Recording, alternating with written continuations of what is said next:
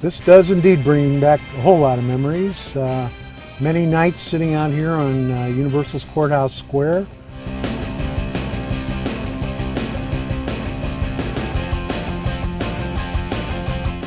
The first thing that you do is you turn the time circuits on. So there we go, and that lights up our time displays. We have 3 of them, as Doc Brown said. This one tells you where you are, this one tells you where you were, and this one tells you where you're going. The destination, the present time, and the last time departed. Interestingly enough, the DeLorean speedometer doesn't really go up to 88 miles an hour. It stops at 80.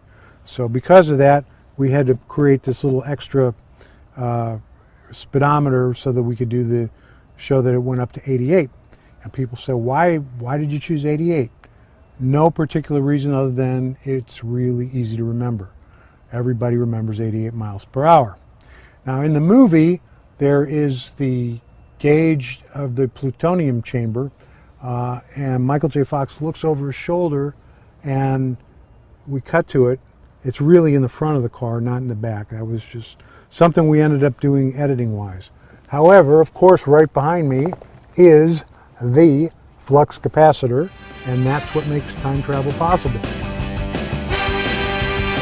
Directly behind the headrest, we have the red, yellow, and green gauges that light up when the car is approaching time travel velocity, and then when they reach the top of their displays there, it fires off the flux capacitor, the time slice opens, and we travel through time. One of the things that we did not predict for the year 2015 was the popularity of Back to the Future. Here it is, we're 30 years later, and people love these movies as much or more than they did back in the day.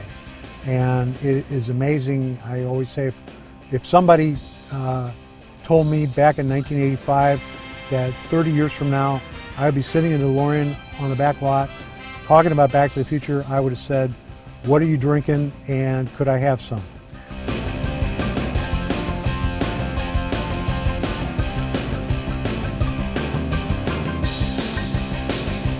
The movie says that you have control over your own destiny.